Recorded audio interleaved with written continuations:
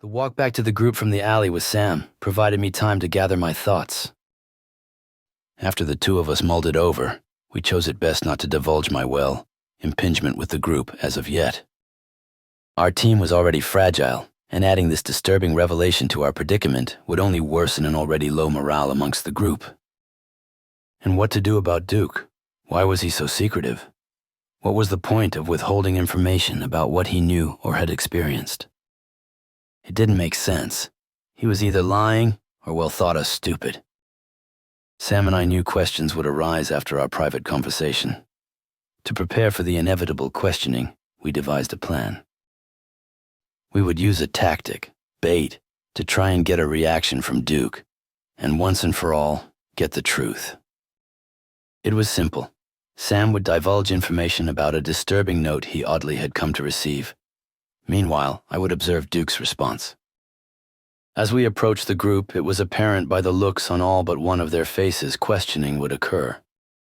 Duke's, however, a look of, dare I say, worry and non-interest was prevalent. As Sam approaches and speaks, "Tom, hi, Chad, Amanda, Tom, others I've not yet met. If you don't mind, I'd like to explain how I ended up here, in the hopes it will cover any and all questions or concerns you all may have. As I'm sure you know, after my last impingement, which was more horrific than all before, I broke. I couldn't go on." Amanda in our group cuts in. "Sam, you could have reached out to one of us." I know I wasn't thinking clearly, so I just picked up and started walking. No supplies, nothing. John blurts out, "How did you survive all this time without food or water?" Sam responds, "Somebody, while I was getting some sleep, left by my side a whole bunch of provisions, and while accompanying it was a letter." Tom jumps in. "What did the letter say? Do you still have it?" Confusion etched across his face. Sam jumps back. "Well, that's the thing. Yes, I still have it here somewhere." Sam shuffles through his belongings, then pulls out a white envelope. "Here it is. Well, I guess I'll just read it to you. I apologize in advance." The group looks to one another, worry etched on their faces. Sam clears his throat, then proceeds. "Greetings, ESF-01 TA Technician. Have your sworn duties got you down? Is the urge of escape in the air? We at the TA don't condone such feelings, nor have the capacity to address them. As you know, there are no holidays or sick days allotted in your contract. Thus, your quadrant of station has been served via Subquad MK601. While you have been away without leave, liquidation of your kin has been commenced and completed. Currently, 601 is nullifying and expediting all backlogged grid impingements on your behalf. Reduction of the carbon footprint upon the nation is of highest importance here at the TA. Please help yourself to the provisions provided. We surmise we will be seeing you soon. From all of us at the Traffic Authority, remember to stay alert and safe while on your unauthorized leave. Best regards, Traffic Authority." The group collectively attempts to regain whatever is left of their spirit. But it was apparent the letter had severely damaged everyone's resolve. Amanda breaks the silence, her voice trembling. "They can't be gone. They can't just be gone. After all this bullshit, this city, this whatever the hell it is, the TA is still pulling the strings." Sam, struggling to maintain composure, replies softly, "It was all so sudden. I'm sorry. I don't know if everyone's families are affected." My eyes then focus on Duke, trying to gauge his response. Duke, who usually is the calmest among us, now almost trying a bit too hard, interjects with a fierce anger that I do not buy. "We need to find out more. We owe it to them to uncover the truth." Chad nods vigorously, clenching his jaw in determination. "Right. We can't just sit here and mourn. We need a plan." Duke paces slightly, then speaks. "We need to track down where the replicants are deployed. If we can follow their trail, we might find out what happened to our families and why they targeted them in the first place." I mutter, "Bait, set, trap." Then peer my suspicious eyes at Duke. Mind me asking Duke, but I don't remember any of us telling you of the replicants. Duke nervously postures. Tom, I think he told me. Tom stands up. No, I didn't. Duke then utters, well, I must have overheard you all mentioning it. As the last vowel leaves his mouth, Duke jolts toward the door, with Dorothy trailing behind. John, noticing the Irish goodbye, leaps into action, lunging towards the exit, yanking both Duke and Dorothy by the backs of their coveralls. John blurts out, "You forgot to say goodbye." With electrical wiring, Tom and Chad restrained the both of them and secured them in the diner's maintenance room. The atmosphere is thick with tension as the group gathers around to decide their next move. A group made our way back to the stools in the diner. I speak up. Okay, now what? John steps forward. Well, this might be in my wheelhouse. Before the TA, I was a beat cop in Boston. I speak up. Okay, right, so questioning. You should be able to get answers. Yes. First, we need to separate the two of them into individual controlled environments. Right, like the maintenance room and storage. John utters, right, okay, that will work now. Present our discrepancies strategically, then ask specific questions. Chris, I'll need your help. Chad nods, inspired. Let's do it then. We need to act fast before they can cover their tracks further. John speaks. We have to be ready for anything. Just as he finishes speaking, a faint noise from outside draws our attention. Tension rises amongst our group as we realize we may not be as safe as we thought. Then behind the bar top of the diner, an old Zenith television abruptly switches on. Greetings, fellow TA employees. In the forsaken year of 1988, Jacob Wilson III, a scion of the Gilded Cage, and renowned visionary and heir to the Wilson mirror and glass fortune, found himself drowning in the endless, soul-crushing demands of his ivory tower.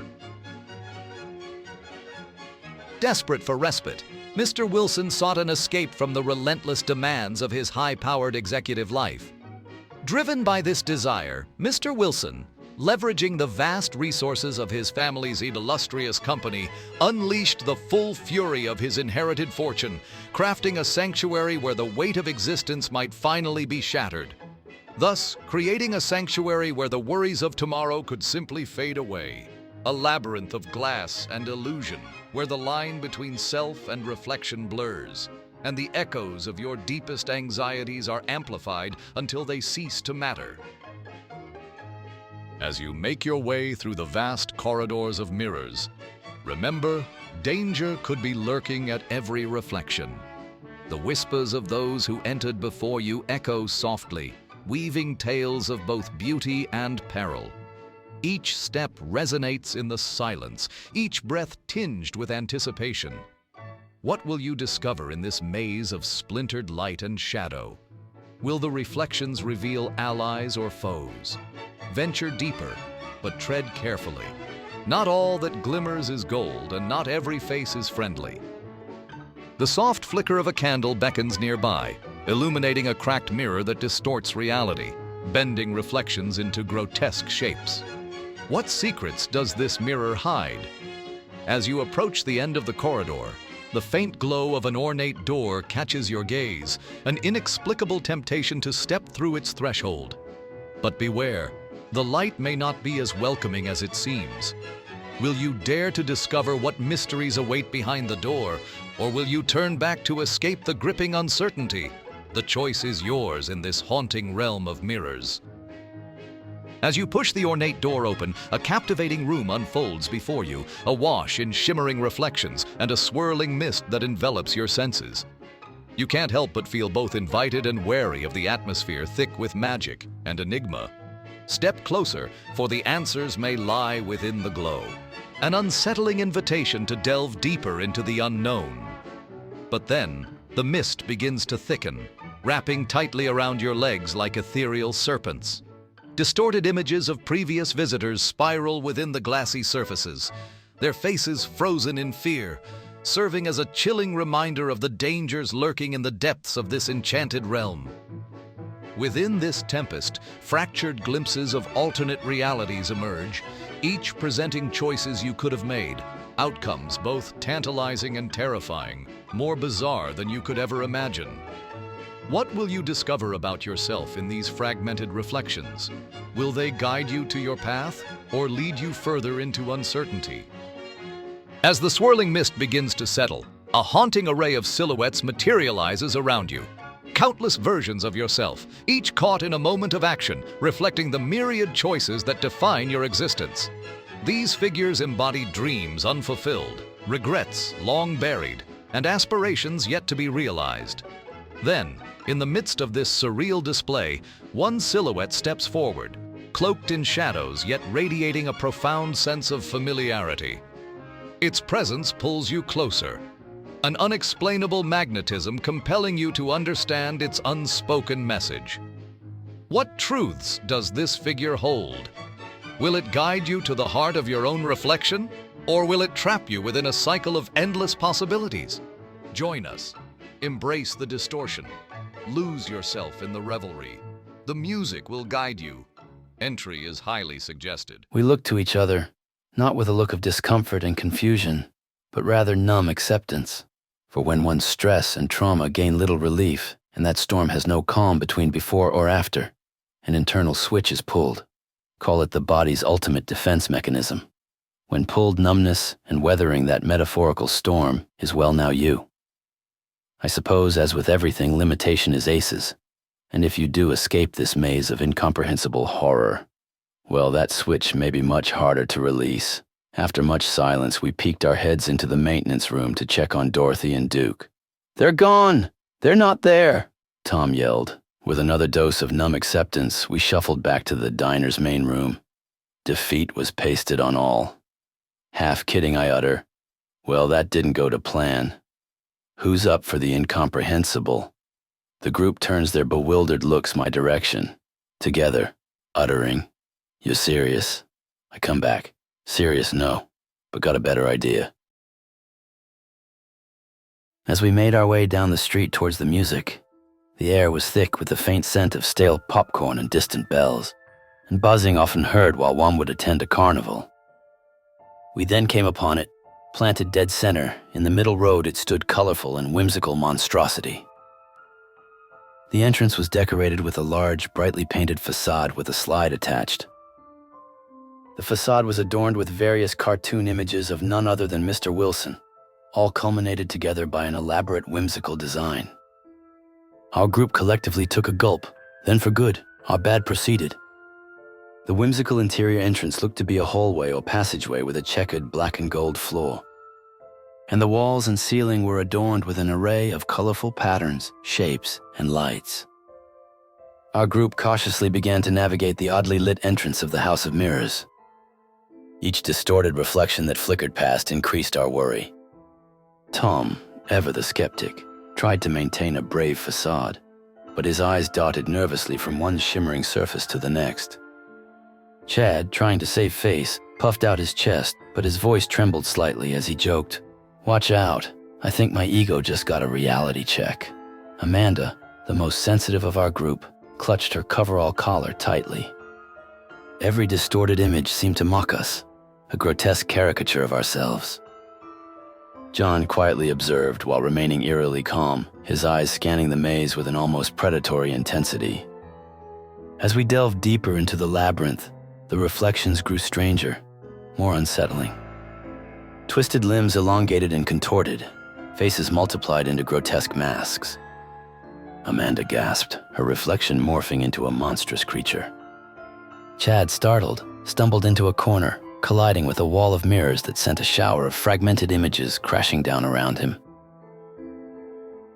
Tom, trying to be reassuring, put his hand on Chad's shoulder. "It's just mirrors, Chad. Tricks of the light." But his own voice lacked conviction. The reflections seemed to whisper, taunting us. A faint sound of laughter then could be heard echoing throughout the maze. John, however, who seemingly first appeared to be handling it all, began to lose his nerve. An unsure glint appeared in his eyes as he darted through a particularly confusing section, disappearing from sight. Tom, Chad, and Amanda exchanged worried glances. Had John found a way out, or had he simply vanished into the depths of the mirrored maze? As we continued to search, the air grew heavy with a sense of dread. The carnival sounds seemed to fade, replaced by an unsettling silence. The laughter of the mirrors, once playful, now turned mocking, a chilling reminder of our isolation within this hall of distorted reflections. Suddenly, a blood-curdling scream pierced the silence. It was Amanda. Her reflection, now a terrifying figure, which reached out from the mirror, its bony fingers clawing at the glass. Amanda recoiled in terror, stumbling backwards. Tom, Chad, and Amanda, their fear now palpable, scrambled towards what appeared to be a light emanating from what could be a potential exit, our hands extended outward, desperately searching for the way out. But the maze seemed to shift and change, the mirrors distorting our path, leading us deeper into its unsettling embrace. The House of Mirrors, once a source of amusement, had become a terrifying prison, a testament to the unsettling power of distorted reflections and the fragility of their own sanity. Then, as quick as it had gone wrong, our intact group re-emerged out of the House of Mirrors and now somewhere else. The fluorescent lights hummed above us, casting a sterile, almost eerie glow on what appeared to be rows of perfectly stocked shelves. Through 1980s pop music, a strange upbeat counterpoint to the eerie silence, piped through some unseen speakers. "This is bullshit. I've just about had it," Amanda whispered, her voice echoing slightly in the vast, empty space. John scoffed. "It's an old Kmart yet. The store looks strangely well kept." The air was thick with the faint scent of perfume and cleaning supplies, a hint back to what was a bustling marketplace of days long past. Occasional announcements crackled over the intercom, a disembodied voice welcoming shoppers and announcing phantom sales. Chad made his way down an aisle, his footsteps echoing loudly. "Maybe we can find some supplies," pulling a box of Captain Crunch from a shelf. "October 12th, 1986. Well, that's expired," Tom following behind, his eyes darting nervously from side to side. "I don't like this," he muttered. "It feels watched." As we ventured deeper, the music seemed to grow louder, more insistent. The announcements became more frequent, the disembodied voice now laced with a strange tone. "Attention Kmart shoppers," the voice boomed. "Please proceed to the checkout lanes. Customer service is available at your convenience." Amanda shivered. "Did you hear that? You're going to think I'm crazy, but this place looks familiar. It's just a recording," John insisted, though his voice lacked conviction. Amanda responds, "No, I mean, I've been here before." Chad speaks. "Well, I think we all have probably been to a Kmart in our past." Amanda insists, "No, I mean this exact one. My mother was a cashier back in the 80s and she couldn't afford a sitter, so she'd bring me to work. I'd just roam the aisles all night." I jump in. "Amanda, what exactly is it that makes you believe that?" She extends her hand out to reveal an employee tag with the name Jackie on it. "I found this by a register when we walked in," I utter.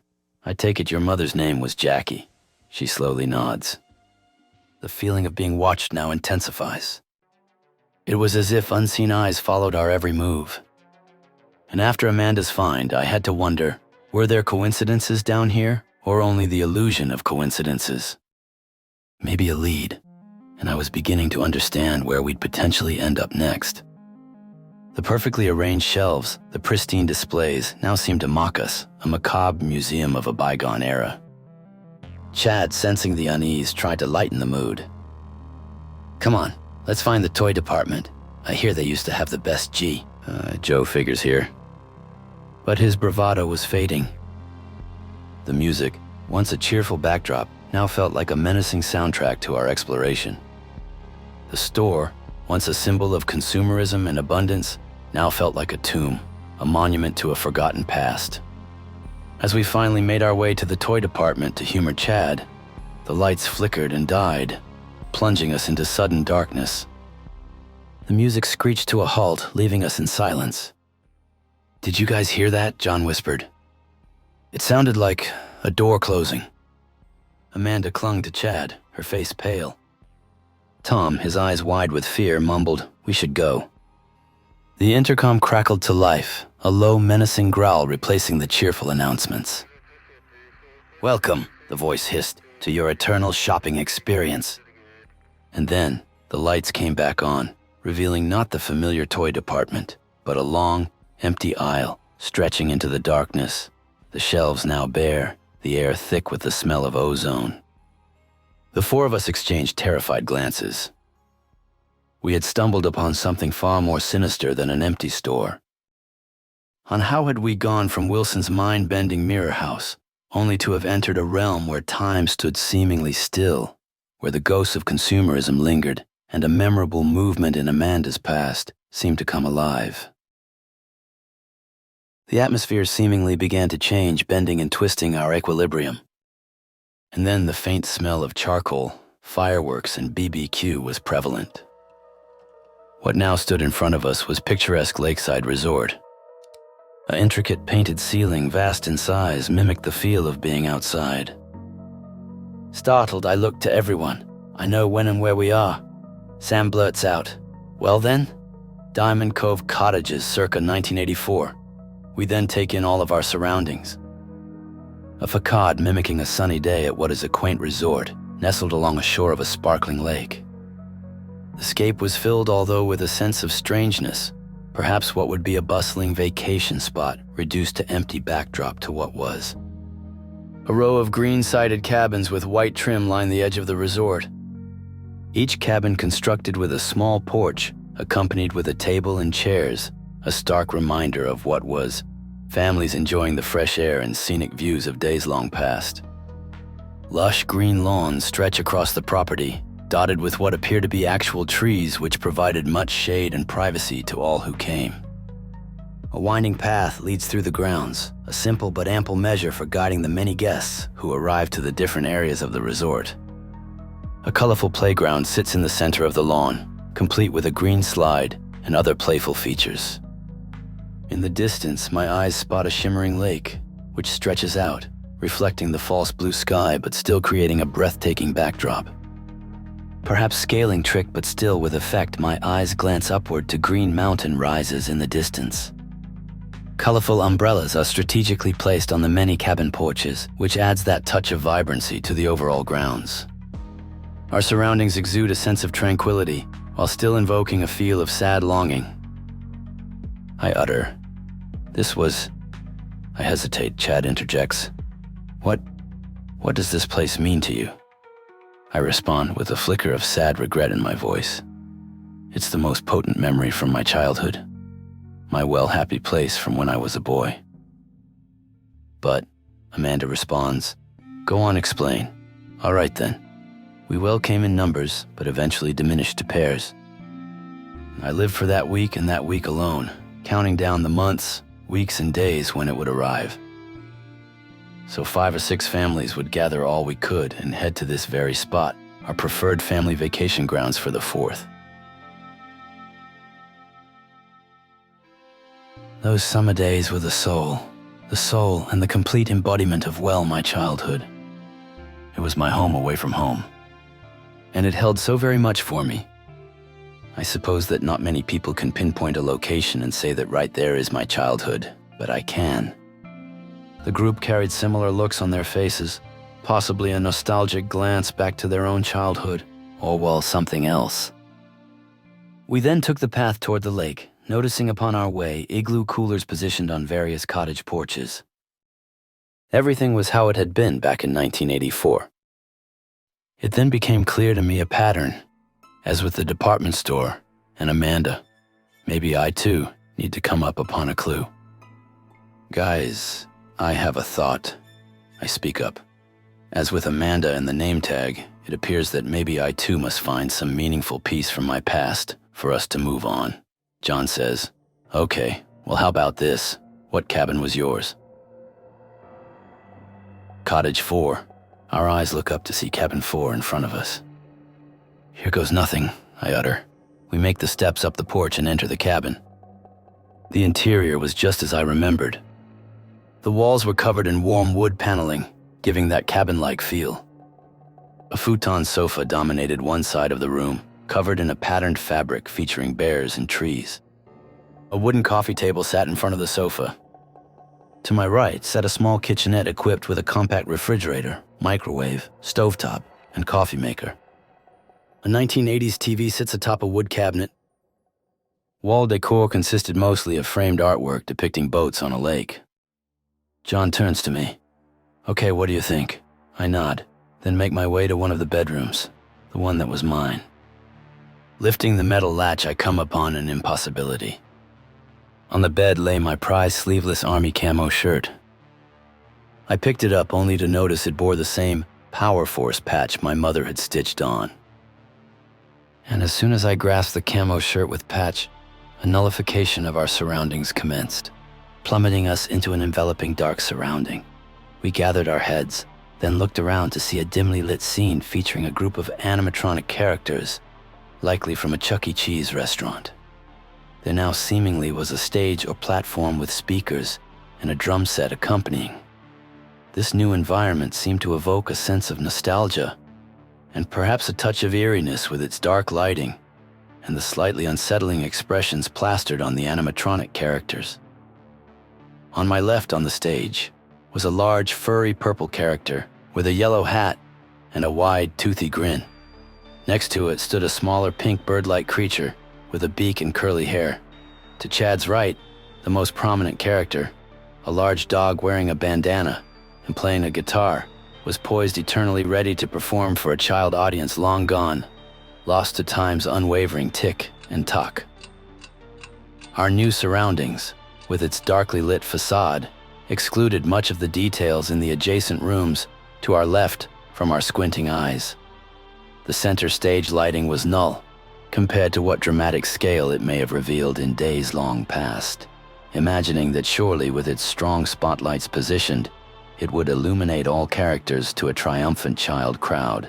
But what is left is this window-dressing semblance, which only leaves the longing past of a childhood that was once but never was. Chad utters, nostalgic yet slightly unsettling. The group concurred considerably, considering the dim lighting and the slightly uncanny expressions of the animatronic characters. Unease was easily a byproduct. I utter, "Okay, any takers?" Chad comes forward. "I'll own it." So every year for my birthday, my parents would take me to Chuck E. Cheese. But here's the thing. Yes, it had its moments, but more often than not. Amanda nudges. "Go on." Well, it had plenty of bad memories too. We then head to the interior of the large, dimly lit restaurant portion of the establishment. The restaurant had a distinctly retro, almost kitschy atmosphere, reminiscent of the 1970s or 80s. It was large, open with a focus on communal dining.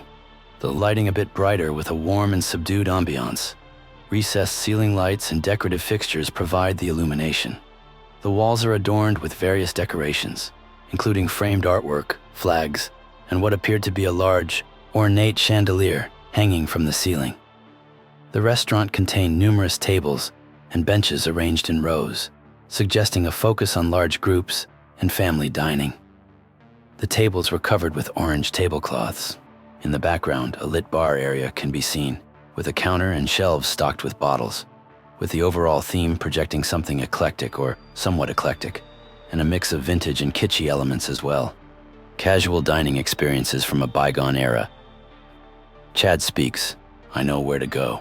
He then utters with a look of dread, "The mouse hole."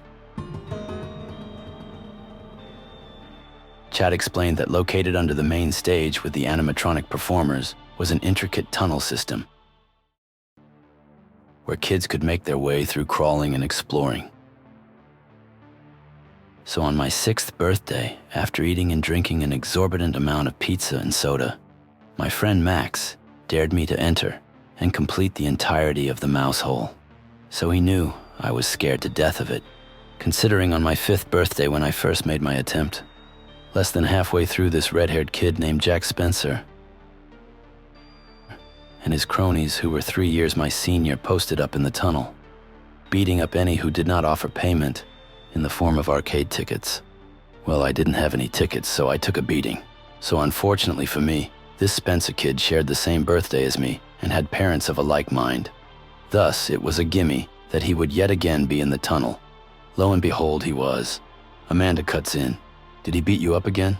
No, this time I happen to be clutching my favorite He-Man action figure.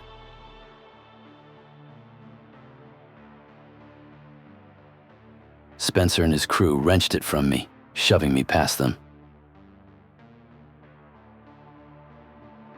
I come in, so it's clear you need to enter the mouse hole one final time. As we stood before the darkened entryway of the mouse hole, a mix of anticipation and dread coursed through us. I utter, "We go together." I could see Chad's anxious expression, anxiety thick in the air, reflecting the dim light. This was not just a child's crawl tunnel. It more than likely was a threshold into a world haunted by echoes of past childhood fears. "It's time to face the past," Chad murmured. Each inch of the murky corridor, which carpeted head to toe with a brown shag, beckoned us deeper into its shadows, where the remnants of joy mingled with the specters of youthful terror.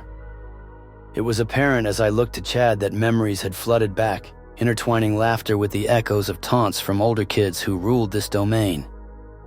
The gnawing sensation of nostalgia clawed at all our gut as Chad recalled that day with Jack Spencer, the dreaded bully lurking in the depths of this playground turned prison.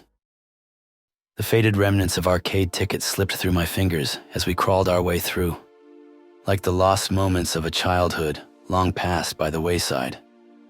The thrill and horror mixed with adventure tugged at me, accompanied by the chilling specter of fear. "Okay, let's do this," Chad finally declared, his voice steadying as he inched further forward, pushing past the apprehension. With each knee and palm, I knew we were not just revisiting a physical space. We were unearthing the buried memories of triumphs and trials, bravely facing Chad's past together. After what felt like hours and with rug burn felt throughout, Chad glances to us. "I see it." There tossed on the ground was his He-Man action figure. It appeared to have a light shining down to it from some unseen source. Chad reaches for it, and as his fingers grasp the figure, the now shag tunnel instantly morphs into an aqua blue circular plastic tube. A faint rush of something then is heard, and then water envelopes us, plunging us down what appears to be a water slide. The air now appears to feel humid, hanging heavy as we descend. A wide, glistening chute plunging into the unknown increases our speed. I take a deep breath. The world tilts, then drops away. We continue downward. Water roars past, sounding like a deafening symphony. As we continue, a feeling of weightlessness occurs, as if we all are human missiles carving a path through the air. Suddenly, the light dims. We then plunge into yet another tunnel, the smooth plastic walls a blur. The sound of rushing water intensifies, echoing through the confined space. I feel a surge of adrenaline, a primal thrill as we navigate the serpentine twists and turns. The tunnel throws us this way and that, a dizzying, disorienting experience. I turn my head to glimpse fleeting images, flashes of color, distorted reflections, the occasional glint of light. Then just as suddenly as it began, the tunnel spits us out. And we're back in what appears to be the open air, gasping for breath. Our group all have our senses reeling. The world spins around us as we finally slow to a stop. The chlorine smell hit me first, sharp and nostalgic. It was like stepping back in time. We look around to see what appears to be an indoor water park. Splash Mountain, the faded sign read, the paint peeling like sunburnt skin. Tom speaks. I hadn't been back here since I was a kid. My parents had dragged me here every summer, the promise of sugary slushies and the deafening roar of the tidal wave enough to lure me away from my Game Boy. But after my mom died, and my dad spiraled into a haze of grief, those summers faded into a distant memory. But now I'm back. A morbid string puller had brought us here to yet another intimate memory from one of our childhoods. A need to confront the ghosts of our childhood. The park was eerily quiet. Where once the place had buzzed with the laughter of children, now only an unsettling silence reigned. The tidal wave, once a source of joy, now loomed over us like a monstrous metallic beast. Its paint was chipped and faded, revealing rust beneath, The water in the pool below was stagnant, a murky green. We wandered deeper into the park, past the abandoned snack bar, its windows boarded up. The once vibrant colors of the slide seemed to have leached away, leaving behind a sickly pallor. We came across the lazy river, the gentle current now a stagnant algae-filled moat. Then we saw it. A little girl no older than 5 sat alone on the edge of the lazy river. Her face was pale, her eyes vacant. She stared out at the murky water, a single tear rolling down her cheek. Tom then drops to his knees. "Shelley, it can't be." We look over to Tom. Back in the summer of 1988, my family ventured out to this very water park. But no. No, I utter. "Who is Shelley, Tom?" He drops his head, then utters, "She's my kid sister. She drowned that very day in the lazy river." Shock was imminent on all. Tom then approached cautiously. "Shelley." She didn't respond, didn't even seem to notice us. Tom then reached out to touch her shoulder, but his hand passed right through. She was a ghost. Panic seized us. We stumbled back, our hearts pounding. This wasn't supposed to happen. This was supposed to be a trip down memory lane, not a descent into a chilling nightmare. Then we heard it. A faint echoing giggle, followed by a chilling splash. We turned to see the little girl disappear beneath the surface of the lazy river. The water, once stagnant, now churned violently, as if something monstrous stirred beneath. The image of the little girl, her vacant eyes and the chilling giggle, was haunting Em. Tom speaks. "Please no. This is all wrong. Splash Mountain is now permanently closed. They say it was due to repairs. But I know the truth. The park is cursed. And somewhere, deep beneath the murky waters of the lazy river, the ghost of my little sister still wanders, forever trapped in this watery eternity." Tom then takes a step and plunges into the murky water. Hesitantly, I utter, jump in, let's go. This is our way out." One by one, we all plunged into the green water.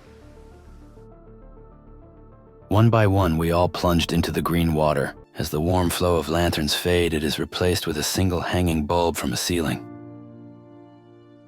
The now new setting is a basement, indicated by the exposed ceiling pipes, concrete floors, and general unfinished utilitarian feel. The space feels somewhat cramped and dimly lit, contributing to a slightly claustrophobic atmosphere. The lighting is artificial and appears to originate from a source within the room, likely the single light bulb near the top of the frame. It casts a somewhat harsh, uneven light, highlighting certain areas while leaving others in shadow. There's a sense of mild disarray.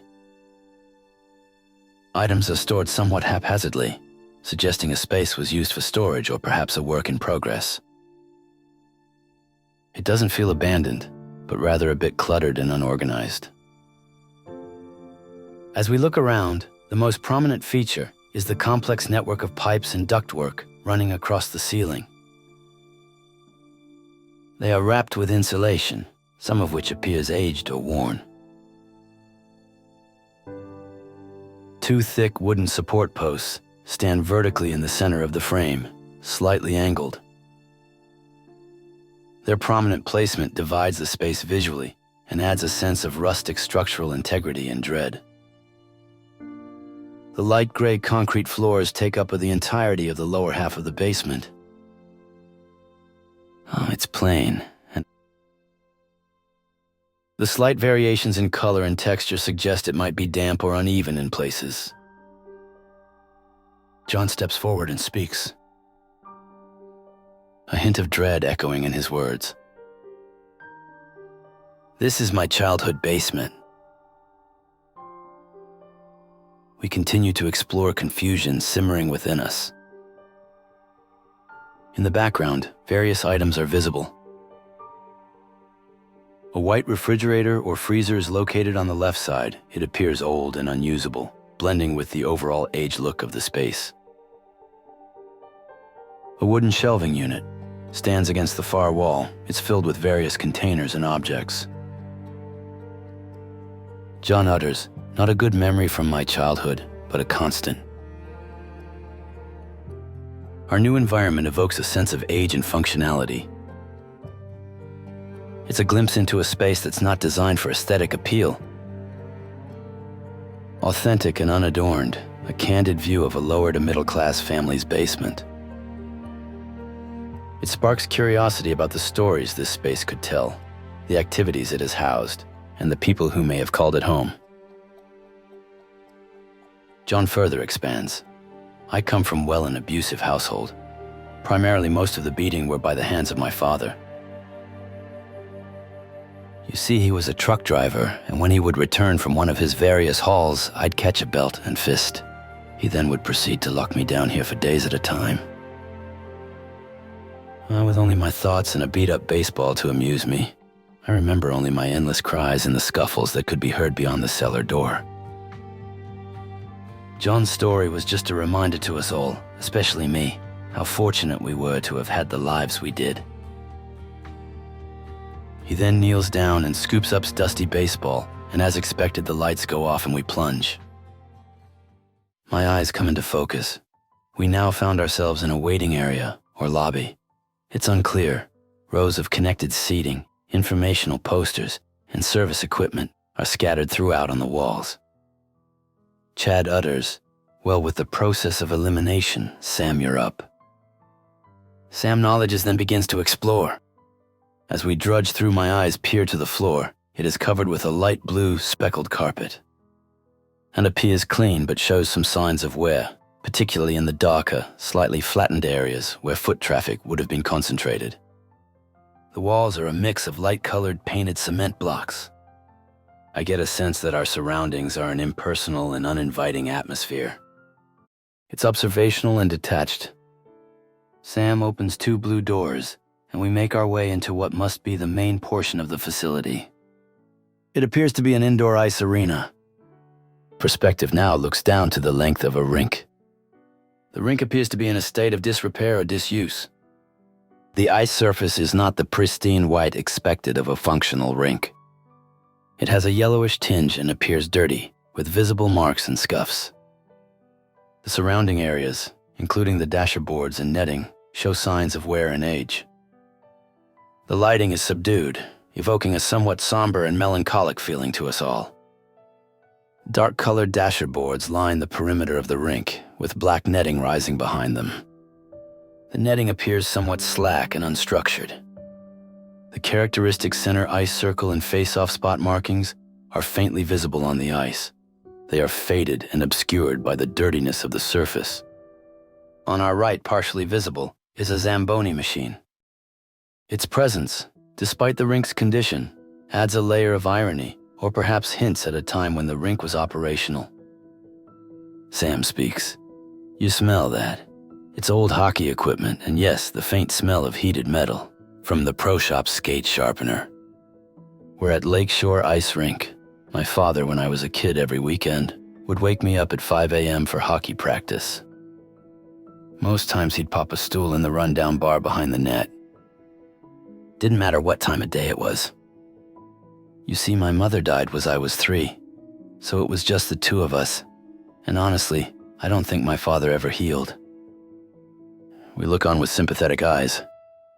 So after yet again another early morning practice, my routine would be to finish up in the locker room and lug my bag, stick and equipment, over to the snack bar, where my dad would have a grape high C, bag of pizza-flavored combos, and a pack of hockey cards waiting for me. But this particular time, he wasn't there to greet me. Only a pack of hockey cards and a note scribbled on a napkin saying, "I'm sorry, champ. I never saw or heard from my dad again." My coach ended up calling the authorities. They did an extensive search, but never was he found. I spent the rest of my childhood in foster care and never played hockey again. I could see our group holding back the tears, myself included. To lose a mother only to be abandoned by your father, well, I couldn't begin to understand such grief at an early age. From a single mom working in tow with her daughter on the night shift. To a kid just wanting to go back again to a time when all was right, or to a kid confronting his fears with the school bully, and a tragic accident at a place for fun.